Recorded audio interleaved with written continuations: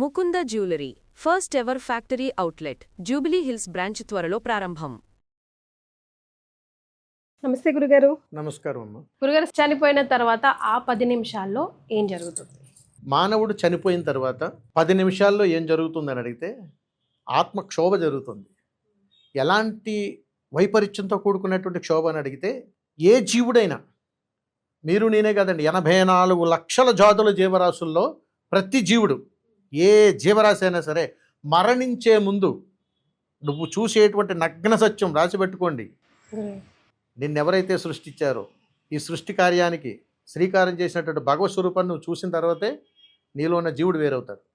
అది ప్రమాదమైన యాక్సిడెంట్లైన ఏదైనా కానీ ఆ జరిగే 2 క్షణాల ముందు నీకు కనిపిస్తాడు. చూడగానే నిన్ను తనలో కలిపేసుకుంటాడు. ఇది సత్యం.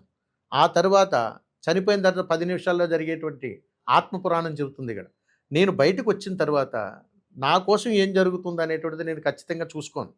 కానీ ఈ దేహాన్ని వదిలి వెళ్ళిపోయాను చూసావా, అందుకని ఆత్మక్షోభ అని అంటారు. ఆత్మ ఈ దేహాన్ని పట్టుకునే ప్రయత్నం చేస్తుంది, మళ్ళా పట్టుకునే ప్రయత్నం చేస్తుంది. ఆ పట్టుకోవటానికి అవకాశం ఇస్తాడు మళ్ళా సంకల్పంలో. నేను ఈ దేహాన్ని పట్టి పీడిస్తాను, క్రోధిస్తాను, రకరకాల విన్యాసాలన్నీ చేస్తుంటుంది ఆత్మ. ఈ 10 నిమిషాల్లో అరిచి అరిచి అలిసిపోయి అలానే కూర్చుంటుంది. ఎందుకు కూర్చుంటుందంటే నన్ను ఏం చేస్తారో చూద్దామని. ఎందుకంటే ఏమీ చేయలేదు, ఏ దేహంలోనికి వెళ్ళలేదు. ఇలా 16 రోజులు నువ్వు వెళ్ళిపోయిన తర్వాత అక్కడే తిరుగుతుంటుంది. అక్కడే తిరుగుతున్నటువంటి ఆత్మ 16 రోజులు సంపూర్ణం అయిపోయిన తర్వాత బయటికి వెళ్తుందని మనం అనుకుంటాం. ఈ 16 రోజులు కూడా ఒక్కొక్క రోజు ఒక్కొక్క నది దాటుతూ వెళ్తుంది. వైతరిణి నది దాటాలి కదా తల్లి, గరుడ పురాణంలో చెప్పినట్టుగా. అందుకని 16 రోజులు 15 రోజులకి మనం పెద్ద కార్యం చేసే వరకు ఒక్కొక్క రోజు ఒక్కొక్క విధానంగా మనం ప్రయాణం చేస్తుంటాం. మొదటి రోజు ఎవరు వచ్చారు, రెండో రోజు ఎవరు వచ్చారు, మూడో రోజు ఎవరు వచ్చారు, నా కోసం ఎవరు ఏం మాట్లాడుకుంటున్నారు, ఎవరు క్షోభ చేస్తున్నారు, శ్మశాన రుద్ర దగ్గరికి ఎవరు నన్ను తీసుకెళ్లారు, అక్కడేం మాట్లాడుకుంటున్నారు, ఇవన్నీ చూస్తుంటుంది. ఇవన్నీ చూసి సంతృప్తి చెందిందా, ఆనందంగా వెళ్ళిపోతుంది. ఆ కుటుంబం నుండి ఏ ఇబ్బందులు ఉండవు. ఇబ్బంది కలిగిందా, వెళ్ళదు.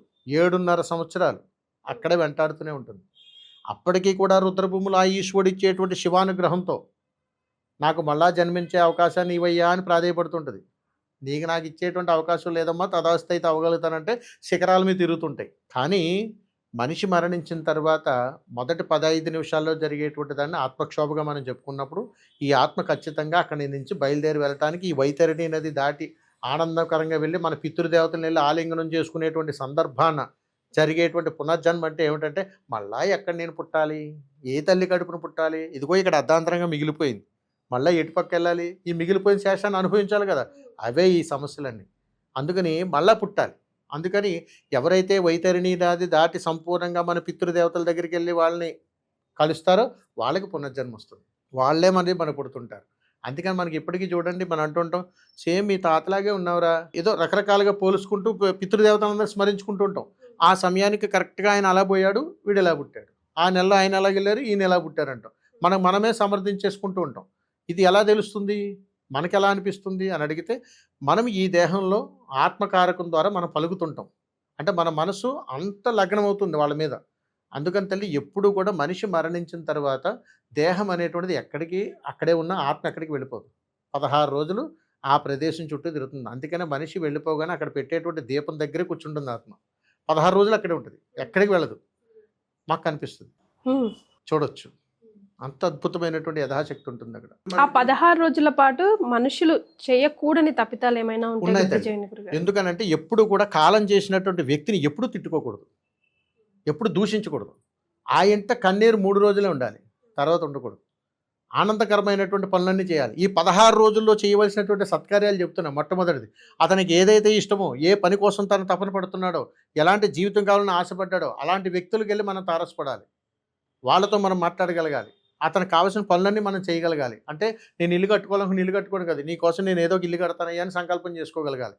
అలాగే పిల్లల్ని ఏదో హాస్పిటల్లో తీసుకెళ్దామని బంగతోటి ఉండిపోగలిగాడు ఆయన. సరే ఇలా చేయగలుగుతున్నానయ్యా అని అనుకోగలగాలి. అలాగే తన కుటుంబంలో ఉన్నటువంటి ప్రతి ఒక్కరిని ఆయన గమనిస్తాడు. గమనించండి, 7 తరాలకు వెళ్తారు, ఇటు 7 తరాలకు వెళ్తారు. మనిషి మరణించిన తర్వాత అమ్మ తరపు నుంచి వెళ్తారు, నాన్న తరపు నుంచి వెళ్తారు. వెళ్ళి అన్నీ గమనించుకున్న తర్వాత వీళ్ళు వెళ్ళాలా వద్దని డిసైడ్ అవుతారు. ఈ 16 రోజులు వాళ్ళు తెలుసుకునేదాళ్ళు ఏంటని అడిగితే, నేను ఏ కర్మలు మోసుకుంటూ వచ్చాను, ఏ కర్మలు నేను వదలాలనుకుంటున్నాను, వీటిని శ్మశానంలో వదలాలా, గుహం దగ్గర వదలాలా అని బేరీజు వేసుకుంటూ ఉంటారు.